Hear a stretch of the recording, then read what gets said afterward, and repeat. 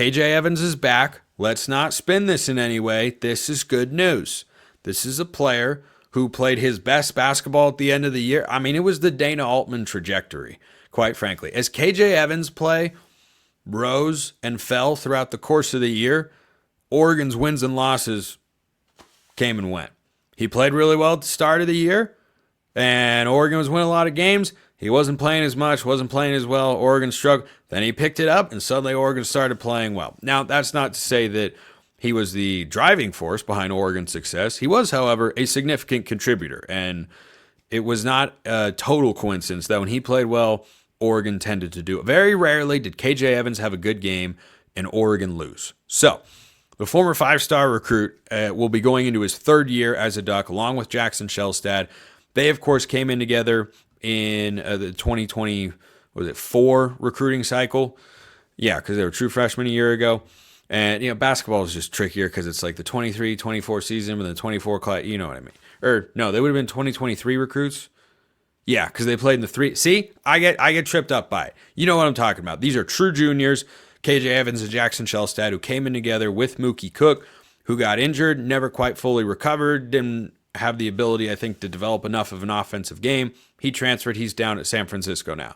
So I think that for Oregon to have Evans back is, again, a known commodity, and you only have two of those on your team. Yes, they brought in Devon Pryor, the small forward transfer from Texas, 6'7", athletic, not a great three-point shooter right now, but has got a lot of offensive potential. I am intrigued in what they have there. I am intrigued in Jamari Phillips, who I think can be a 6'3" version of Keyshawn Bartholomew. Instant offense. Put him in the game, and he's there to score the ball. He can shoot the three. He's a tough shot maker. That was the book on him coming out of high school. I mean, plenty of potential there. He's going to have to take a step forward. But again, that's not a known commodity. I know what KJ Evans is. I know what Jackson Shellstad is. Both guys should be taking steps forward this year, or next year, I should say, because there are areas where they can improve. Evans more so than Shellstad. So KJ Evans' stats this past year, he averaged 6 points, 4.5 rebounds, just over half a block a game, 46% from the field. Number one area, the number one area where I would like to see KJ Evans improve. Man, if he could get over 30% from three, it would do wonders for Oregon offensively. Wonders. You could put 5 on the court, depending on who they start at shooting guard and small forward next year, that can all shoot the 3 to 30% or higher clip. Biddle's 33%. Shellstad was 36, 37% this past year, which was up from his freshman season. If he takes another jump, oh man. But he's a lethal shooter. Evans doesn't need to be a mid to upper 30s guy from beyond the arc, but it always felt like a surprise and a welcome one when KJ Evans hit a three. Each of his first 2 years, 27%. Now, here's where I'll defend him, because I don't think this is a guy who struggles with work ethic at all or spending time in the gym. I think that he, with Brandon Angel's entrance via the portal from Stanford, which was absolutely the right move for the Ducks this past season, and Evans eventually started outplaying him as the year went on, which is kind of what I see for DeCorian Moore. You've got Gary Bryant Jr. in there. Maybe you move Evan Stewart to the slot a little bit more often, and they play more at the start. And then as DeCorian Moore gets more acclimated, by the end of the year, he's playing more because he's got a higher ceiling. So Evans was outplaying Angel for the second half of the season, played more minutes than him, was in the game down in all the games down the stretch, and did a lot of really, really good things. I love what he does defensively, but where I'll defend him with his three-point shooting not taking a step forward, he played fewer minutes per game this past season than he did as a freshman. Now, should he have been playing 22 and a half minutes a game as a freshman? No. He was, because both N'Faly Dante and Nate Bittle were injured.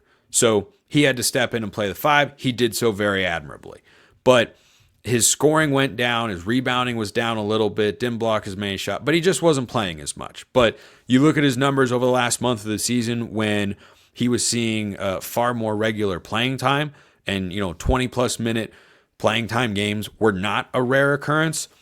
He started to really, really find his groove. And The biggest thing he has to do is become a better three-point shooter. Okay, so that's area number one. Area number two, he has got to figure out how to get shots off and how he needs to study Brandon Angel and the footwork that he put on display over the course of his college career. If he can work that into his game, this suddenly goes from someone who's a 6 to 7 point a game scorer to a 10 to 12 point a game scorer. And guess what? Right now, hard to see him not being Oregon's starting power forward. And I'd like him to be. I want him to develop into that guy.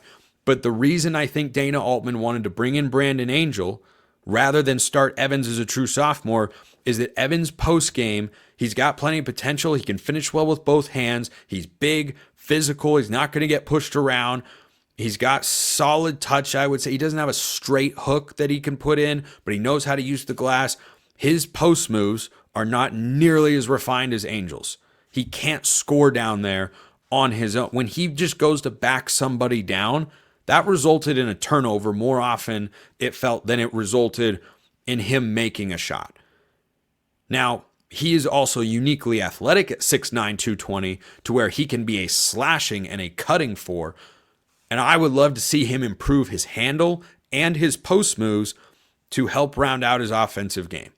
But he has got to figure out how to be a low post scorer when he doesn't get the ball from someone else, whether that's off a missed shot or a pass from Nate Bittle in the post. And he's good at that stuff. That's awesome. I love it. That's a big part of his game right now. Okay. That's incredibly valuable. I just watched Houston make a run to the national championship game, mostly by shooting bricks and getting the offensive rebound. I'm here for it. I'm here for it. I'm here for those sorts of guys. He's got to be able to score in one-on-one situations. Has to. That's the next step for him. Because defensively, no notes. I have no notes. He is a good shot blocker. He's a good individual defender. You go back to the Washington game at the end of the regular season. He fails to give Oregon the lead with free throws at one end, comes right back at the other end, and makes the stop on Great Osabor. Phenomenal defense. Phenomenal. Gets the game to overtime. Oregon goes on to win. So I think that Evans defensively is a finished product, and he really was coming into this year. He is so elite at that end of the floor. I love the tandem that he and Bittle create defensively for the Ducks. Bittle's got to put on a little weight, get a little more physical, as I've talked about, but those two together, that's as good of a shot blocking tandem and just overall defensive duo as you're finding in the country. They are really good. Really good. Where they can improve, Bittle's offense is great. KJ Evans, not as great. If he can get there, closer, not to where Bittle is, to where, he puts up 20-point games regularly. Nope, that's not what would be needed unless Bittle doesn't come back. But that's the next piece of news that I'm looking for Oregon basketball is Nate Bittle. The next piece of development I want from KJ Evans, figure out how to score in one-on-one situations. He does that, you've got a special player on your hands. But this third segment for my everydayers out there, it's going to be, I don't know why I was knocking on the table there. I'm just anxious about this. Nate Bittle's got to come back. Unless Dana's really got something cooking, unless he's got a huge trick up his sleeve, Nate Bittle's got to come back. But if you have a core trio of Shelstad, Evans, and Bittle, the floor for this team for the third year is the same result the last 2 years, where you get to the round of 32. That's what it feels like to me. It'll be the second year those guys have played together the entire season. They, of course, know each other really well. This is a great piece of news. Great. I wasn't worried about him going to the NBA draft. I was wondering whether he'd hit the portal. Well, he's coming back, and I think he's Oregon's starting power forward. So you got two starters and maybe two bench guys, maybe a starter on the roster right now. Lots to be done. Get Nate Bittle back. Appreciate everyone listening. I will see you next time. Have a wonderful rest of your day, and go Ducks.